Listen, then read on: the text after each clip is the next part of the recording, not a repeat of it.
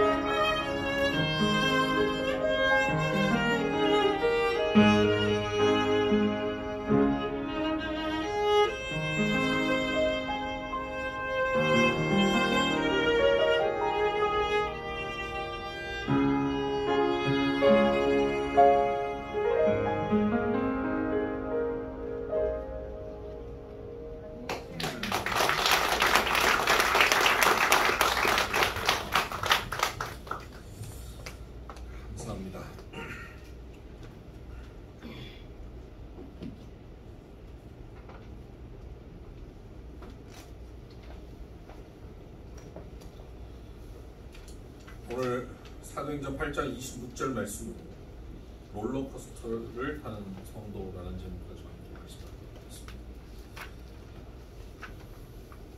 여기 계신 성도님들 중에 아직 롤러코스터를 타실 수 있는 분들 계십니다.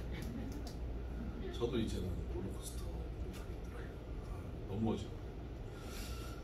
그런데 롤러코스터를 타지 않아도 우리 신앙생활을 하는 성도님들 보면 롤러코스터 타고 있는 것 같아요. 언제는 은혜 받아서 찬양하고 눈물을 흘리고 예배드리고 감격해서 내가 주를 위해서 헌신하겠다고, 주의 몸된 교회를 위해서 이렇게 하겠다고 다짐도 하고 고백도 하고 당장 내가 선교를 떠나야겠다고 이러기도 하다가 어느 날 사업 조금 어려워지면 부부싸움 한번 하고 나면 뭐 애가 성적 좀 떨어지면 완전히 바닥을 쳐요.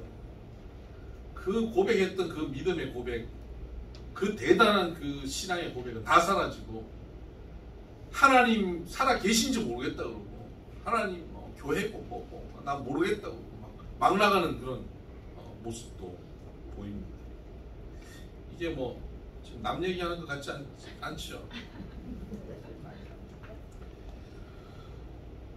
이런 롤러코스터를 타고 있는 것 같은 신앙이 올라갔다 내려갔다 또 그러다 또 올라갔다 내려갔다 그러다 빙글빙글 돌기도 하고 정신없죠. 보는 저도 정신없습니다. 그래서 왜 이러냐 그렇게 말씀들 하시는데 여러분 신앙생활은 다 그렇습니다. 누구나 그렇습니다. 신앙생활 하다 보면 누구나 다 롤러코스터를 타는 것 같지 한결같이 쭉 비상하는 신앙생활은 없습니다. 여러분 바닥을 치고 침체되는 그 순간이 있어도 여러분 절망하지 마시기 바랍니다. 오늘 성경에 우리가 읽었던 본문에 나오는 빌립이라고 하는 사람, 이 사람은 예수님 제자 빌립이 아니라 초대교회 집사 빌립입니다. 초대교회 7 집사를 뽑았는데 그 중에 서열 2번째, 당서열 2번째입니다. 2번째 집사가 빌립 집사. 첫 번째는 누구냐면 김 집사 아닙니다. 첫 번째는 스데반 집사. 스데반 집사가 첫 번째고 두 번째가 빌립 집사인데, 그러니까 당시에 성령이 충만한 사람, 모든 사람부터 칭찬받을 만한 사람을 집사로 세웠거든요. 이 대단한 믿음의 사람들입니다. 이 사람이 빌립 집사인데 이 사람도 롤러코스터를 타는 것 같은 그런 신앙생활을 합니다. 오늘 빌립의 롤러코스터 타는 모습을 보면서 우리의 신앙생활을 어떻게 해나갈지, 하나님이 나를 어떻게 인도하시는지를 바라보시고 소망을 가지고 위로받을 수 있는 그런 시간이 되기를 바랍니다. 빌립의 상황을 좀 살펴보려면 당시의 초대교회 상황을 봐야 합니다. 예수님이 부활 승천하시고 성령이 마가박 다락방에 임하시고 난 다음 예루살렘의 교회가 탄생합니다. 전도하는데 하루에 3,000명이 5,000명이 변화되어서 교회로 나오는 겁니다. 그러니까 교회가 얼마나 놀랍게 성장하고 부흥합니까? 심지어는 제사장 그룹들까지도 변화되어서, 예수님 죽였던 그룹 아닙니까? 이 사람들도 변화돼서 교회를 나오게 되는 겁니다. 이런 놀라운 변화. 그리고 막 병든 사람들이 고침받고, 돈 있는 사람들은 다 사도의 발 앞에 자기의 재산을 갖다 놓고 어려운 사람들 나눠주라고 해서 같이 막 나눠주고. 그러니까 이 교회 공동체가 너무 행복한 거예요. 교회로 모이면 사람들이 너무 행복하고 즐겁고, 이것이 천국이구나를 맛보게 되는 겁니다. 너무 좋아요. 이렇게 좋던 교회 공동체의 서열 2번째 집사니까 위풍당당하지 않겠습니까? 얼마나 그가 즐겁고 행복하게 살았겠습니까? 그런데 그런 교회에 핍박이 옵니다. 그리고는 어느 날 스데반 집사가 돌에 맞아 죽습니다. 여러분, 스데반 집사가 돌에 맞아 죽으면 우리가 그 친구 되는 서열 2번째 빌립 집사에게 기대하는 게 뭘까요? 이런 핍박이 왔구나. 스데반이 죽었구나. 그러면 내가 그를 대신해서 그 역할을 또 해야지. 그리고 이 핍박으로 인해서 흔들리고 힘든 교회를 내가 앞서서 지켜야지. 교인들 두려워하고 어려워할 테니까 그 사람들 내가 한 사람 한 사람 세워야지. 그런 마음을 빌립 집사가 가지지 않겠습니까? 성령 충만한 사람인데. 그런데 여러분, 이 핍박이 보통이 아니었어요. 그 핍박으로 인해서 초대교회에 있는 성도들이 다 도망을 칩니다. 전부 다 예루살렘에서 다른 지역으로 도망가는 거예요. 어떤 사람은 아프리카로도 가고요, 어떤 사람은 그리스 지역으로 가고, 심지어는 로마로까지 도망을 갑니다. 그렇게 멀리 도망을 쳤는데 빌립 집사는 어떨까요? 그도 도망을 칩니다. 빌립 집사가 어디로 도망쳤냐면 그는 사마리아로 도망칩니다. 여러분, 예루살렘에서 사마리아는 얼마 멀지 않는 거리예요. 가까운 거리입니다. 그러니까 뭐 아프리카로 도망치거나 뭐 그리스로 도망친 사람과는 비교도 되지 않을 만큼 가까이 도망쳤지만 사실 유대인들, 지금 핍박하는 사람들이 유대인들이거든요. 보수적인 유대인들이 이 기독교인들을 핍박하고 있거든요. 근데 유대인들이 잡으러 올 수 없는 데로 도망가야 되잖아요. 근데 아프리카에도 잡으러는 갈 수 있어요. 로마로도 잡으러는 갈 수 있어요. 그런데 이 유대인들이 절대 안 가는 동네가 있습니다. 어딘지 아세요? 사마리아. 그 사마리아는 이 유대인들이 볼 때 가장 더럽고 추한 사람들이 모여 사는 곳이기 때문에 그 지역을 통과해가면 더 빨리 가는 길이 있음에도 불구하고 돌아서 가는 곳이 사마리아 땅이에요. 그러니까 빌립이 사마리아로 도망갔다고 하는 것은 딱 생각해보니까 아, 저기 가면 절대 못 잡겠구나. 그럼 도망간 거예요. 여러분, 빌립 집사님 성령 충만하고 지혜가 충만한 사람인데 지금 그 성령 충만하고 지혜가 충만한 데로 산 것이 아니라 이 잔머리로 산 거예요. 잔머리 딱 돌려서 아, 내가 살아남을 수 있는 길이 어딜까? 거기를 향해서 허둥지둥 도망친 겁니다. 그쪽으로 내려간 거예요. 여러분, 지금 빌립 집사는 우리가 기대하는 모습과는 전혀 상반된 모습으로 살고 있습니다. 성령 충만했던 그가 이렇게 바닥을 치고 있는 모습 보면 실망스럽지 않습니까? 침체하고 바닥을 치고 추락하고 있습니다. 그 빌립 집사가 어디 멀리 있습니까? 바로 우리가 그렇지 않습니까? 신앙의 대단한 은혜를 받고 말씀의 은혜를 받고 결단도 하기도 하고 한때 여기도 계시는지 모르겠습니다. 청소년 시절에 청년 시절에 은혜 받고 신학교 가야지 결단 한번 해보신 분 계십니까? 그때 일어나고 강대상 나오면서 선교 가겠다고 결단하신 분들 있으십니까? 그 결단 다 사라지고 먹고 사는 게 급해가지고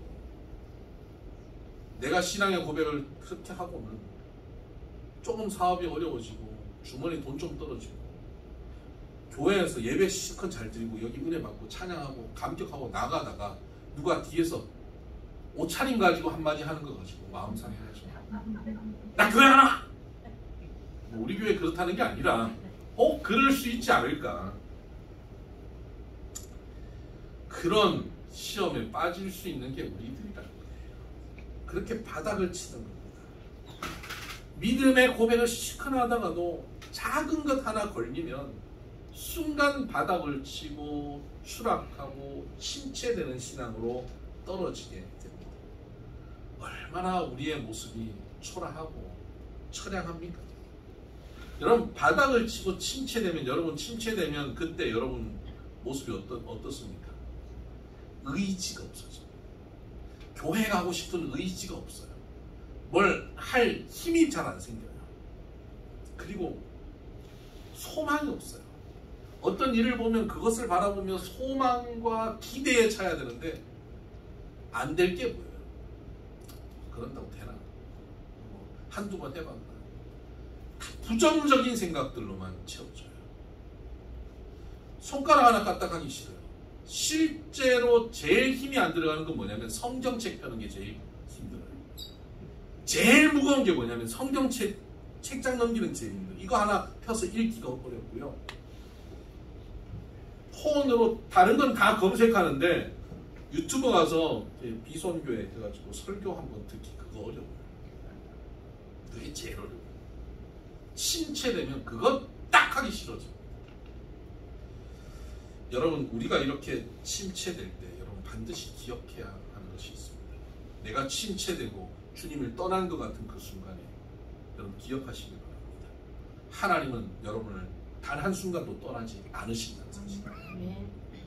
제가 이렇게 얘기하니까요, 힘내라고 그렇게 얘기하는데 어떤 분이 침체된 상태에서 제가 이렇게 얘기하니까 겁먹어요. 하나님이 이런 나한테 지금 같이 계신 거예요? 때리시겠는데요? 내 이걸 다 아시면 날 가만두지 않을 것 같은데요? 혼내실 것 같은데요? 지적받을 것 같은데요? 하나님이 함께 하시는 게 오히려 두려운 거예요. 너 왜 그 모양이냐? 너 집사가 돼가지고 왜 그 모양이냐고.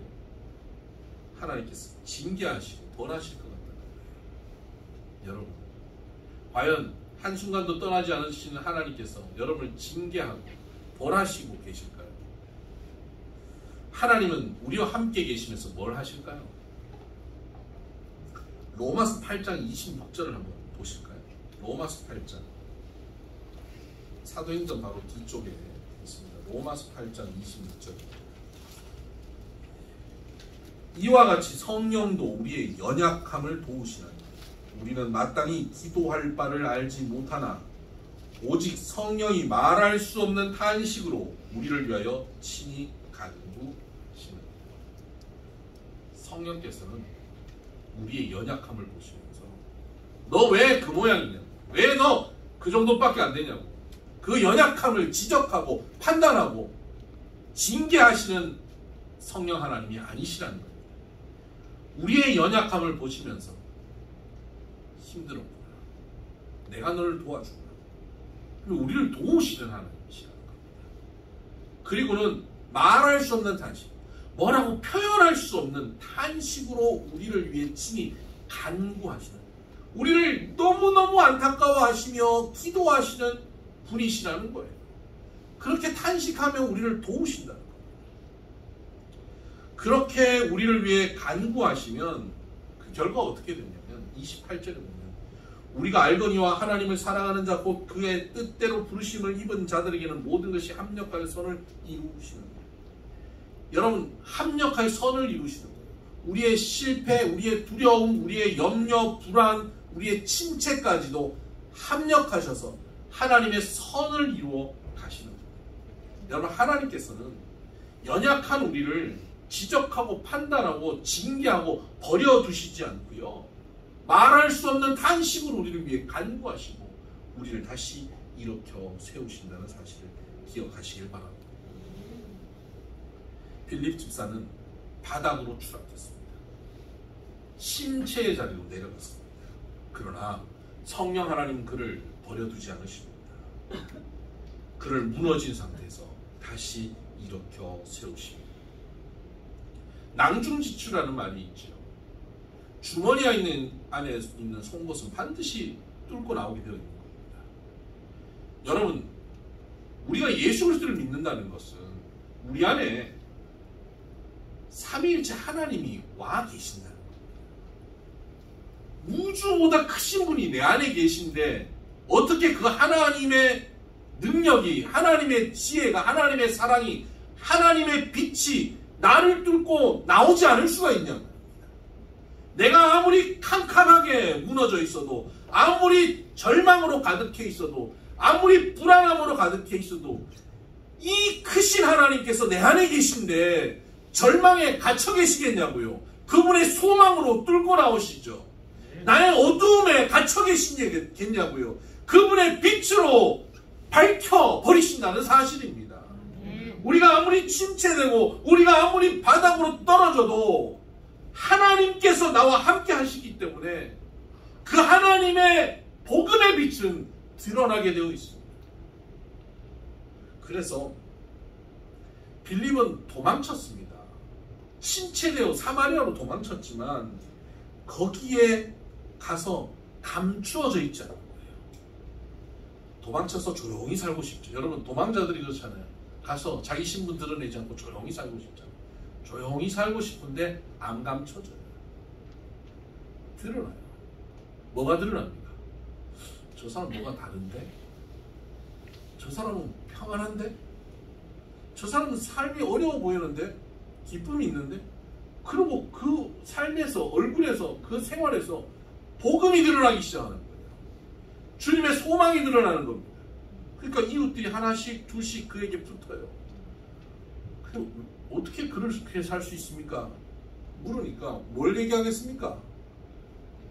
아, 내가 이거 잔머리가 잘 돌아가지고 그 핍박받는데 사마리아 와서 이렇게 내가 생명을 건져서 내가 잘 살았지. 이거 얘기하지 않는 거예요. 그가 얘기하는 게 뭘까요? 복음을 얘기하게 되는 겁니다. 예수 그리스도 자랑하는 거죠. 도망쳐서 침체된 자리에 왔지만 감출 수 없는 예수의 이름, 감출 수 없는 복음을 그가 드러낼 수밖에 없게 된 겁니다. 복음을 드러내니까 사마리아 사람들이 변화되기 시작합니다. 그리고 사마리아 성에 큰 부흥이 일어납니다. 여러분, 구약에 보면 요셉이라고 하는 사람이 있죠. 요셉은 형들에 의해서 노예 상인에게 팔려서 이집트 땅에 노예로 팔려갑니다. 물론 요셉은 거기서 노예로 팔려갔지만 거기서 주인의 눈에 띄고 그래서 주인이 그에게 모든 집안의 사물을 다 맡기는 인정받는 사람이 되죠. 여러분, 요셉이 거기 가가지고 내 신세가 이게 뭐야 그러고 한탄하고 살았으면 주인이 그를 그렇게 뽑았겠습니까? 다른 노예들은 주인 볼 때만 일하고 보이지 않을 때는 일 안 하고 이랬던 수동적인 노예의 삶이었지만 요셉은 뭔가 달라도 달랐지 않겠습니까? 성경은 그가 여호와가 그와 동행하셨다라고 표현하고 있습니다. 하나님이 함께 하심으로 그가 형통하였다. 노예로 팔렸는데 그가 뭐 즐거웠겠어요? 야, 노예로 내가 새로운 경험도 하고 미래를 위해서 이런 경험도 하나님 주시면 할렐루야, 그러지 않았을 거라고요. 그가 노예로 팔렸을 때 처음에 침체되어 있었을 거라고요. 바닥이었고 절망이고 어둠이 가득했을 거라고요. 얼굴에 슬픔과 분노와 원망이 가득했을 거란 말입니다. 그런데 그에게 하나님이 함께 하심으로 낭중지추 드러날 수밖에 없는 거예요. 하나님의 빛이 그를 통해 나타날 수밖에 없었던 겁니다. 달라진 거예요. 다른 노예는 달라요. 빛이 보여요. 사람들이 그에게 붙어요. 주인도 인정하게 돼요. 이것이 하나님과 함께하는 사람의 모습이에요. 그러던 그가 나중에 감옥까지 가잖아요. 그것도 감옥도 그냥 간 게 아니라 거기 감옥은 왕의 감옥이거든요. 그리고 왕의 감옥은 다 정치범들이에요. 정치범은 입장 따라 다르기 때문에 자기가 정치범으로 오면 뭐 자존심이 있어요. 자부심이 있어요. 그런데 그 정치범들만 모여있는 자존심 가득한 그 감옥에 요셉의 제명이 뭡니까? 강간미수범이에요. 거기 얼마나 초라합니까? 얼마나 그 사람들이 손가락질 하겠습니까? 요셉은 얼마나 억울하겠어요? 자기가 뭐 그런 죄를 지었어요? 억울하게 들은 거잖아요. 침체되고 절망하고 이게 뭐냐고, 내가 이렇게 열심히 살았는데도 결론이 이게 뭐냐고, 그가 얼마나 답답했겠습니까? 그런데 낭중지추, 그 안에 계신 하나님은 드러날 수밖에 없는 거예요. 그에게 하나님이 드러납니다. 그에게 하나님의 빛이 나타나기 시작합니다. 감옥 안에 있는 모든 사람들이 그를 인정합니다. 간수가 그를 인정합니다. 감옥의 모든 사물을 그에게 다 맡깁니다.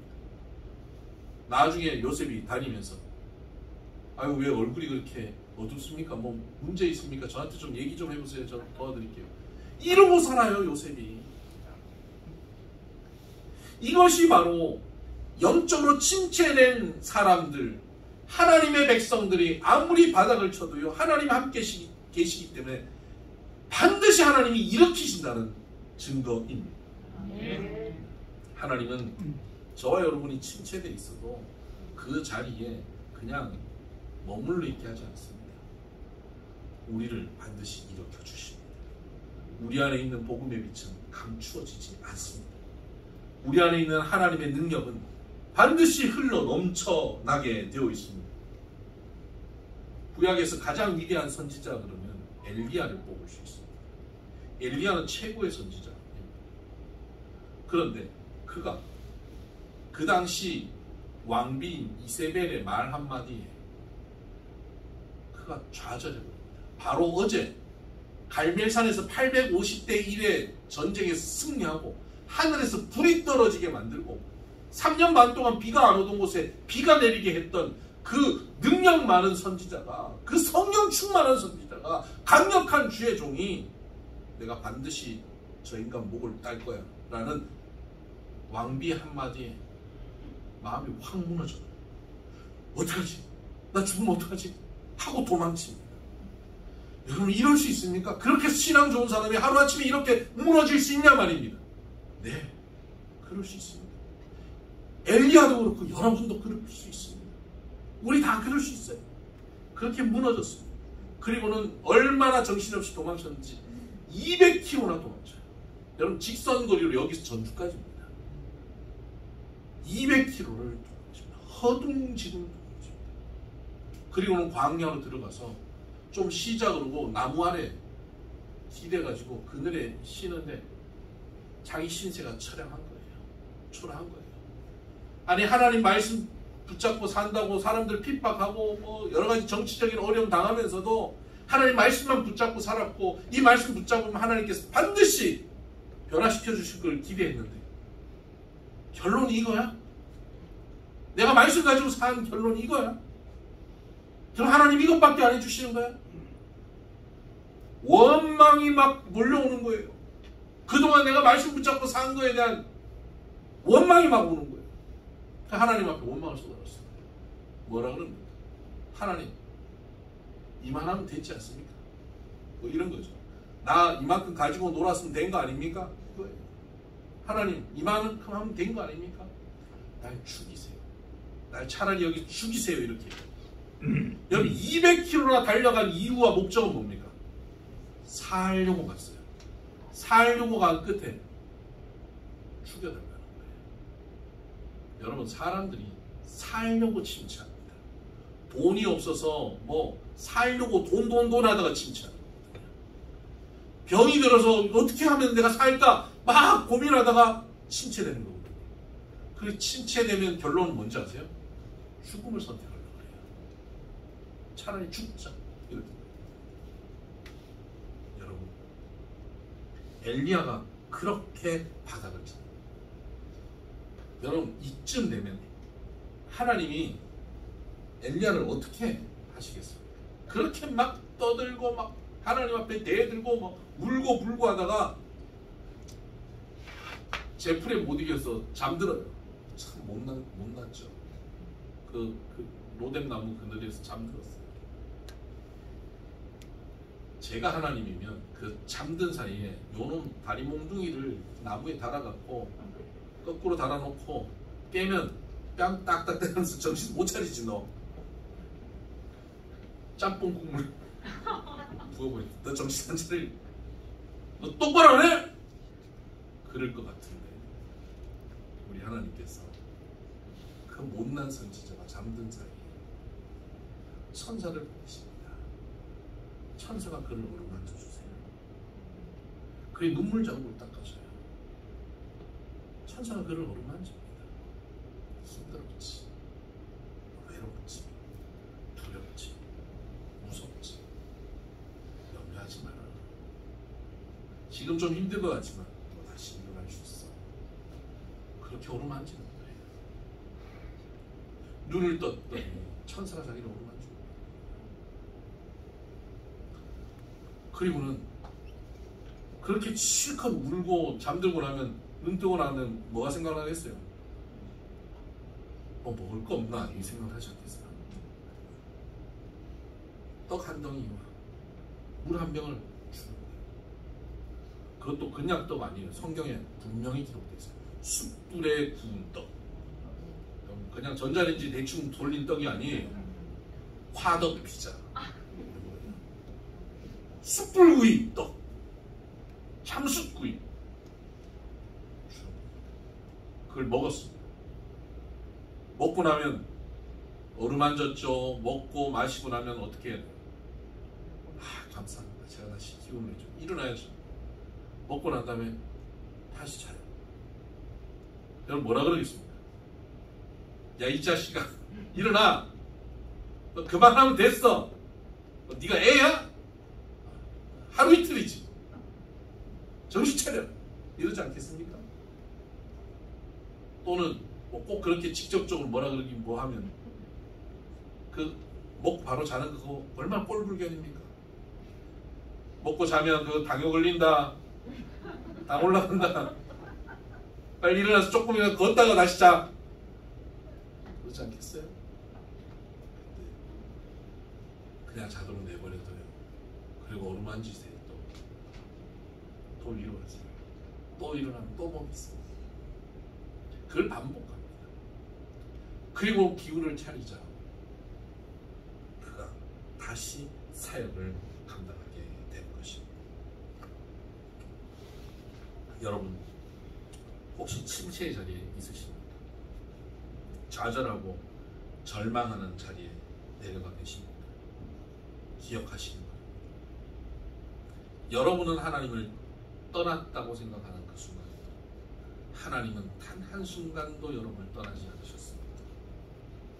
도망쳐서 눈물을 흘리고 있는 그리고 잠들어버린 여러분의 눈물 자국을 주님께서 닦아주시고 어루만지시며 위로하십니다. 그리고 말할 수 없는 탄식으로 친히 간구하시며 여러분을 도우십니다. 빌립 집사는 이러한 과정으로 회복되었습니다. 여러분 침체된 사람이 회복되면 그 다음 나타나는 특징이 있습니다. 회복된, 영적으로 침체된 자가 회복되었을 때 나타나는 특징, 그것은 뭐냐면 말씀이 들린다는 거예요. 침체됐을 때 제일 싫은 게 말씀 듣는 거예요. 누가 와갖고 뭐 말씀으로 권면하면 나도 다 알거든 이래요. 아는 얘기 또 한다고 성질을 해요. 근데 침체돼서 회복된 사람이 갖고 있는 특징은 말씀이 달라요. 말씀이 들려요. 이거 나 들으라고 하는 말씀이구나. 들리기 시작해요. 여러분 말씀이 들리고 있으면 여러분은 침체에서 벌써 회복되고 있는 겁니다. 그리고 그 회복된 상황 속에서 그는 말씀을 듣고 사명을 발견하게 되는 겁니다. 오늘 우리가 읽었던 26절에 보면 8장 26절에 주의 사자가 빌립에게 말하여 이르되 일어나서 남쪽으로 향하여 예루살렘에서 가사로 내려가는 길까지 가라. 말씀이 들리는 거예요. 그리고는 그 광야로 가라는 그 말씀을 듣고 그가 어떻게 합니까? 27절을 보니까 일어나 가서 보니 일어나는 거예요. 말씀을 듣고 말씀을 실천합니다. 말씀을 듣고는 일어나는 거예요. 침체되면 어떻게 되죠? 침체되면 예루살렘에서 사마리아로 내려가요. 말씀을 듣고 나니까 내려간 자리에서 일어나요. 마치 롤러코스터 내려가고 올라가고 하는 거예요. 내려갔지만 다시 말씀 듣고 올라갑니다. 여러분 침체된 사람과 회복된 사람의 차이를 한눈에 우리 그림으로 보자면 이런 겁니다. 개울가에 튜브를 띄워놓고 거기 누워가지고 있으면 어떻게 됩니까? 물이 흘러가는 대로 튜브를 따라서 우리가 내려가지 않겠습니까? 이게 침체된 사람의 모습이에요. 침체된 사람은 그냥 상황이, 환경이 그를 끌고 가는 대로 끌려가는 거예요. 질병이 끌고 가는 대로, 경제 상황이 끌고 가는 대로, 사람들이 몰아붙이는 대로 그냥 끌려가는 거예요. 그냥 수동적으로 가게 돼 있어요. 근데 영적으로 말씀이 들리고 회복된 사람은 어떻습니까? 거기서 발을 딛고 그 개울가에 서는 겁니다. 그리고 튜브를 들고 그 개울가를 걸어서 거슬러서 나오는 겁니다. 일어나는 거예요. 일어나서 두 발로 딛고 설 수 있는 힘이 생기는 겁니다. 의지적으로 일어날 수 있게 되는 거예요. 회복되면 두 발 딛고 서게 되는 것이죠. 말씀이 들리는 사람은 두 발을 디딜 수 있습니다. 일어날 수 있습니다. 그리고 내게 주신 말씀을 듣고 그 말씀의 자리로, 사명의 자리로 나아가게 돼요. 내게 지금 하신 말씀이 뭐지? 그 말씀에 순종하게 되죠. 광야로까지 가게 돼요. 그 광야에서 이디오피아 내시를 만나고 그에게 말씀을 증거하는 그렇게 귀한 사역을 감당하게 됩니다. 엘리야도 마찬가지입니다. 엘리야도 하나님께서 그를 어루만지시고 위로하시고 난 다음에 호렙으로 가라, 호렙산으로 가게 말씀하시죠. 그래서 그는 일어나 다시 호렙산으로 갑니다. 도망칠 때는 200km를 걸어왔는데 말씀 날리고 사명 감당할 때는 320km를 걸어갑니다. 호렙산까지 일어나서 담대히 걸어갑니다. 그곳에서 말씀 중에 그가 새 힘을 얻고 사명을 발견하고 다시 위대한 선지자로서의 사명을 감당하는 자리에 서게 되는 겁니다. 그런데 여러분, 이 엘리야나 빌립이나 이 침체됐다가 회복된 사람의 공통점이 있죠. 뭐냐면 지금 처음 말씀을 듣고 일어나는 게 아니라는 사실이에요. 침체되기 전에도 말씀을 들었던 사람이고 하나님의 말씀의 능력으로 걸었던 사람들. 하나님의 말씀으로 성령 충만해서 일어나 있다가 어느 날 침체됐다가 또 하나님이 회복시켜서 말씀으로 일어나 또 다시 침체될 가능성이 있고 또 침체되면 또 하나님께서 말씀을 일으켜 주십니다. 여러분, 여기서 우리가 분명히 깨달아야 될 것이 이겁니다. 우리 신앙생활을 하고 있는 우리들의 삶의 과정, 신앙의 과정은 한결같이 쭉 가는 게 아닙니다. 어느 날 떨어질 수가 있습니다. 엘리야처럼 그렇게 바닥을 쳐서 날 죽이세요라고 완전 불신앙인처럼 그렇게 돌아설 수도 있습니다. 그런 순간이 올 수도 있어요. 그때 놀라지 마세요. 그때 스스로 너무 절망하지 마세요. 그때 오늘 이 말씀을 기억하시기 바랍니다. 엘리야도 그랬지만 하나님이 이렇게 세우셨지. 나도 지금 이렇게 무너져 있지만 하나님께서 이렇게 세우실 것이야 라고 기대하시기 바랍니다. 내려감과 올라감을 반복하며 롤러코스터를 탄 것 같은 모습이 우리의 모습입니다. 어떤 분이 우리 신앙을 주식시장 그래프로 비유를 했더라고요. 참 재밌어요. 한번 띄워보세요. 최근 미국 주식시장 그래프입니다. 지난 1년간의 미국 주식의 모습이에요. 어떻습니까? 올라갔다 내려갔다 올라갔다 내려갔다 쭉 떨어졌죠. 지금 최근에 완전 떨어졌죠. 이걸 보면 얼마나 절망스럽습니까? 우리의 신앙이 이렇다면 얼마나 절망스러워요. 근데 이걸 좀 길게 보면 어떻게 되는지 아세요? 10년, 20년, 30년, 100년 단위로 지난 100년 그래프를 보니까 이래요. 쭉 올라가 있죠.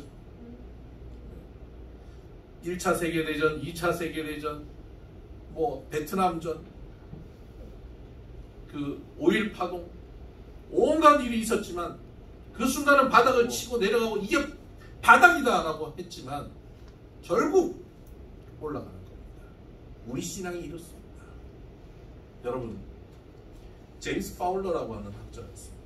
이 사람은 400명의 기독교인들을 만 4세부터 84세까지 모두 불러서 인터뷰를 하고 그들의 신앙의 모습을 다 연구를 했습니다. 그래서 한 인간의 신앙 발달이 어떻게 되는지를 살펴봤더니 인간의 신앙 발달은 이렇게 가다가 또 성장하다가 어느 날 또 성장하고 이렇게 계단식으로 성장하지 않더라는 겁니다. 인간의 신앙 발달은요, 이렇게 성장하다가 바닥을 쳤다가 다시 올라가다가 또 바닥을 쳤다가 다시 올라가고 나선형으로 올라가는 거예요. 이렇게. 여러분, 지금 여러분의 신앙이 혹시 침체되고 바닥을 치고 있습니까? 아니면 또 혹시 앞으로 바닥을 칠 것 같습니까? 여러분, 우리가 침체하는 그 과정도 성장의 한 과정임을 기억하시길 바랍니다. 로뎀나무 아래 도망치고 사마리아로 도망치던 선지자 빌립 집사, 그처럼 우리도 그렇게 무너지는 자리에 내려가 있을 수 있습니다. 혹 그 자리에 계신 분도 있을 수 있습니다. 여러분, 그 자리에 하나님이 함께 하셔서 결국 일으켜 세울 것입니다. 우리의 연약함을 하나님께서 용납하시고 위로하시고 힘주시고 말씀이 들리게 하실 것입니다. 회복시키셔서 더욱더 성숙한 모습으로 이렇게 세워주실 것을 기대하시기를 주의 이름으로 축복합니다. 아멘. 기도하십시다. 하나님 아버지, 감사합니다. 오늘 빌립 집사의 삶을 보면서 신앙생활이 얼마나 롤러코스터 같은지를 살펴봅니다.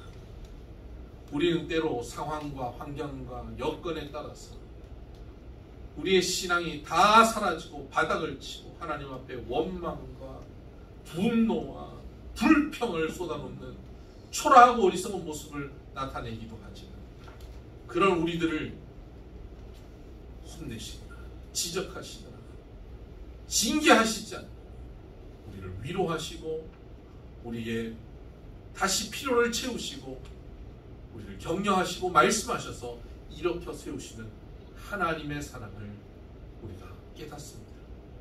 말할 수 없는 탄식으로 우리를 위하여 간구하시는 성령님의 간구를 우리가 알고 있습니다. 이 가운데 침체된 이들을 주님 이렇게 일으켜 세워주시옵소서. 또 우리가 살아가다가 혹 침체될 때 주님의 일으켜주심이 우리 가운데 있게 하여 주셔서 궁극적으로는 온전한 승리로 성화로 성숙으로 나아갈 수 있는 우리 모두 되게 하여 주옵소서. 이 모든 말씀 예수님 이름으로 기도드립니다. 아멘. 우리 같이 찬양하십시다. 내 모습 이대로 살아가시는 주님, 연약한 그대로 살아가시는 주님, 그분과 함께 동행하면 침체된 자리 사마리아 로뎀 나무 아래에서도 일어나게 될 줄 믿습니다.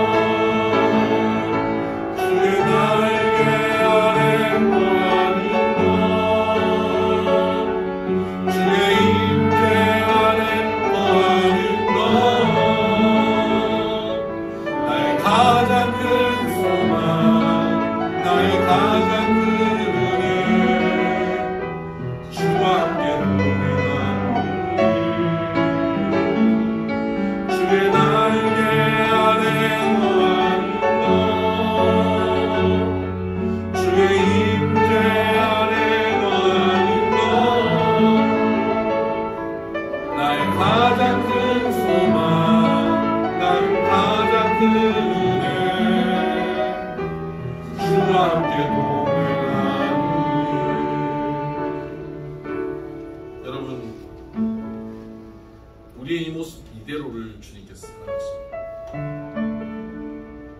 우리의 연약한 그대로 침체의 자리에 도망쳐 있던 여자, 눈물을 흘리고 불안해하고 불평하고 원망하는 우리의 모습 그대로를 사랑하십니다. 우리는 주의 임재 안에, 주의 날개 아래 거하는 것. 아무리 어렵고 힘들고 외롭고 두려운 걸음들도 주와 동행하면 되는 겁니다. 내가 동행하지 않는 것 같아도 주님은 늘 동행하고 계십니다. 우리가 참으로 원하고 소망하는 것, 주님과 동행하는 것, 주님과 함께 또 한 주간 걸어가십시다. 힘들고 어려운 삶이지만 주님이 함께 하시면 승리할 수 있습니다. 침체되고 믿음이 없고 끝나버린 것 같은 그 자리에도 주님 함께 하시기에 일어날 수 있습니다. 오늘 이 시간 우리의 음성으로 같이 기도하십시오. 주님, 내 모습 아시지요? 불안한 내 모습 아시지요? 염려와 두려움과 근심과 온갖 욕심과 죄악으로 가득한 내 모습 아시지요? 실수투성이인 내 모습 아시지요? 이 모습 이대로 사랑하시는 주님 감사합니다. 나를 위로하시고 격려하시고 말씀이 들리게 하셔서 또다시 일어나게 하시고 사명의 자리에 서게 하셔서 결국에는 주님이 원하시는 그 모습으로 성장하게 해달라고 우리 같이 한번 기도하며 나가십시오. 기도합니다. 하나님 아버지, 우리의 연약함, 우리의 초라함, 우리의 부족함을 주님 아시지 않습니까? 이 모습 이대로를 주님 받아주시고 사랑하여 주시고 연약함을 풀어주심을 감사합니다. 우리의 초라한 발걸음 주님 다 아시고 외면하지 않으시고 동행하여 주시는 것 감사합니다. 오늘도 우리는 주님 날개 아래 주님의 임재 안에 주와 함께 동행하고 있음을 믿습니다. 주님, 우리의 눈물을 닦으시고 우리의 연약함을 하나님의 강함으로 변화시켜 주시옵소서. 우리의 절망을 주의 소망으로 바꾸어 주시옵소서. 우리의 어두움이 주의 빛으로 변화되게 하여 주옵소서. 하나님 아버지 감사합니다. 우리의 모습 주님 아시지 않습니까? 초라하고 연약하고 죄악과 욕심, 염려와 불안, 절망과 침체 가운데 너무나 쉽게 빠져버리는 우리의 모습을 주님 아시지 않습니까? 한두 번이 아니고 수도 없이 반복되는 롤러코스터 같은 우리의 모습을 주님 아시지 않습니까? 이 모습을 버리지 않으시고 이 모습 이대로 사랑하시며 용납하시며 위로하시고 격려하시고 우리의 피로를 채우시며 또다시 회복시키셔서 말씀하여 주시고 사명의 자리로 다시 서게 하여 주시니 감사합니다. 주님, 또 한 주간 우리에게 걸어가야 할 길이 있습니다. 우리 홀로 걷기엔 너무 벅차고 어렵습니다. 주님께서 동행하여 주시옵소서. 주님께서 함께 걸어주시옵소서. 우리가 무너져 내릴 때마다 주님께서 일으켜 주시옵소서. 우리 지쳐 쓰러져 아무것도 할 수 없는 절망의 순간에도 주님의 소망으로 일어나게 하시고 주님의 힘으로 일어나게 하여 주시고 우리의 어둠을 주님의 빛으로 바꾸어 주시옵소서. 이 시간 귀한 예물 주님 앞에 바치는 손길들 기억하여 주시고 하늘 창고문을 여시고 이 땅에 쌓을 곳이 없도록 부어 주옵소서. 11조 감사의 제목 선교의 제목 마음의 소원을 담아 드리오니 주님 기뻐 받아 주시옵소서. 주님, 우리 성도들의 가정과 사업장과 직장을 축복합니다. 주님께서 손대고 함께 행하시는 삶의 자리가 되게 하여 주셨습니다. 주님이 관계하시고 주님이 간섭하시는 삶이 얼마나 복받는 삶인지, 얼마나 아름다운 삶인지, 얼마나 행복한 삶인지를 우리가 맛보며 누리며 주변이 바라볼 수 있게 만드는 삶이 되도록 주님 인도하여 주시옵소서. 우리 가정들이 천국되게 하여 주옵시고 우리의 기도의 제목들마다 응답되어지게 하여 주시옵소서. 아멘. 하나님, 육신이 연약한 이들이 있습니다. 하나님께서 고치시옵소서. 천세는 간사 정경원 집사님, 장기호 집사님, 이석 집사님 주여 고쳐주시옵소서. 또 오이룽 전도사님 아버님이 뇌경색으로 쓰러지셨네요. 하나님 속히 회복되게 하여 주시옵소서. 하나님 우리 교회에 부흥을 주시옵소서. 성령 충만한 교회 되게 하시고 하나님이 기뻐하시는 교회로 든든히 서가게 하여 주시고 필레오 기독국제학교가 행복하고 아름다운 학교로 든든히 설 수 있게 주님 인도하여 주시고, 이 나라 이 민족 하나님께서 붙잡으셔서 복음으로 다시 한번 일어나게 하여 주셔서 마지막 때의 세계 선교를 마무리 짓는 민족으로 우리가 사용되어지기를 소원합니다. 태풍으로 더위로 고통받고 있는 백성들을 위로하여 주시고, 전쟁과 기근으로 고통받고 있는 여러 세계 곳곳의 백성들, 우크라이나의 전쟁으로 어려움 당하고 있는 이들을 주님 위로하시고 그 전쟁이 속히 종식되게 하여 주옵소서. 이제는 우리 주 예수 그리스도의 은혜와 하나님 아버지의 극진하신 사랑과 성령님의 감화 감동 교통 역사 충만하심이 롤러코스터를 탄 것 같은 신앙생활을 하지만 하나님께서 함께 하셔서 우리를 반드시 일으켜 세우시고 결국에는 성숙하고 자라나고 성화되어 가는 자리로 이끌어 가심을 믿고 담대히 주와 동행하기를 소원하는 사랑하는 비손의 모든 믿음의 권속들 머리 위에 이들의 매일매일의 걸음 위에 이제로부터 영원토록 함께 하시길 간절히 축원하옵나이다. 아멘.